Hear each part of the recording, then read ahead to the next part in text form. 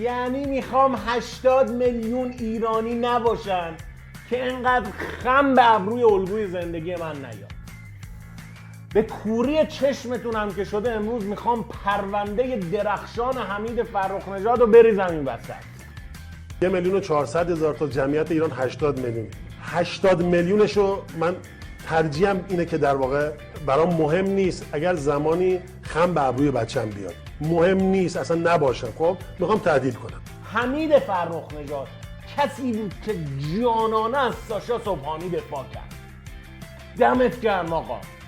اصلا شاید ساشا صبحانی فردا خواست پولاش رو خرج فرهنگ این مملکت کنه، شاید خواست شهرزادی چیزی بسازه، اون وقت نباید بین ما هنرمندها پایگاه داشته باشه؟ خیلی رو که اتفاق افتاد برای این من میخوام بگم چی آوردیم به سر این آدم که الان تبدیلش کردیم به این موجود، اینجوریش کردیم. اینقدر من میدونم چه فشاری روی این آدم. یه آدمی بود که گاهن چیز میذاشت سوار ماشین میشد میگفت که چی فلان ایران فلان. یک چیزی رو کرد که این به واسطه موقعیت پدرش ممکنه باشه، ولی سند آقا این به واسطه پدرش این اتفاقات براش مترتب شد و این مال نامشروع رو در واقع به دست آورد و کسب کرد. چی کرد؟ اخلاق داشته باشیم موقع کوبیدن هم دیگه. حمید فرخ‌نژاد وقتی روسیه به اوکراین حمله کرد با افتخار جایزه مسکو رو پرت کرد تو صورتشون. بعد حالا یه عده بهش گیر دادن، گفتن جایزه رو پس دادی چرا اون 20,000 دلاره رو پس ندادی؟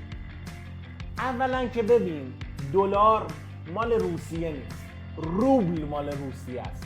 مطمئن باشید اگر روبل داده بودن فرخ‌نژاد با جایزه اون روبلا رو هم زده بود تو صورتشون.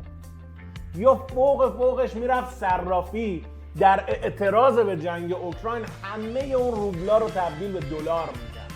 سلام، من حمید فرخ‌نژاد، بازیگر سینمای ایران، در اعتراض به حمله وحشیانه روسیه به اوکراین میخوام جایزه جشنواره مسکو رو که به خاطر یه فیلم ضد جنگ به من اهدا شد برگردونم.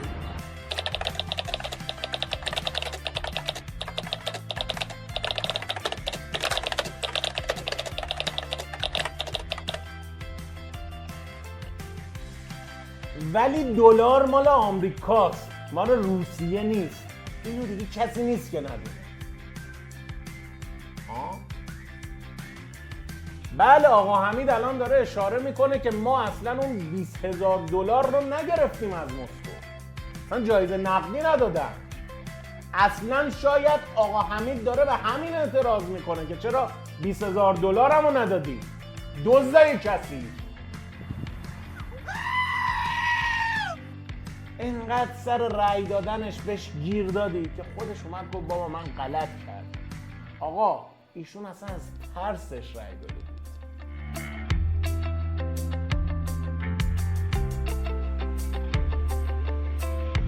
اینم که از بنزای تعریف کرد از ترس بود.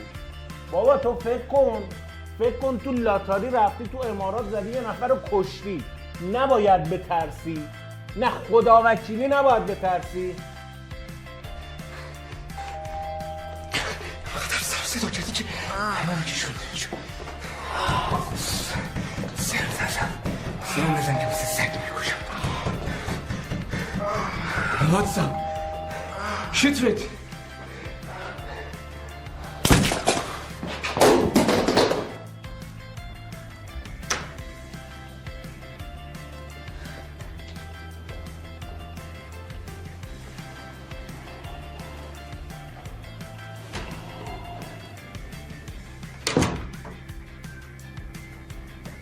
این گفت کجا بزرگ شده؟ خلیج؟ اشتباه گفت، خلیج فارس. الانم هر چی داره میگه به خدا از ترسه. آقا ترس حس مقدسیه. به خدا من الان دارم این حرفا رو میزنم تمام تن و بدنم داره میلرزه، دارم میترسم. اصلا نه به خشونت علیه ترسوها.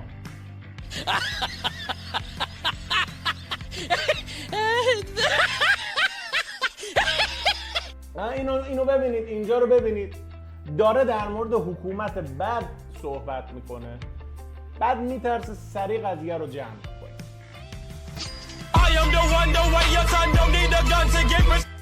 پس دیگه نبینم کسی پاشه بیاد اینجا بگه داش حمید ما مهاجرت کرد یا وطن فروشی کرد. بگید از ترس به سازمان سیاه پناه برد. اصلا اینقدر بگید تا دهنتون عادت کنه.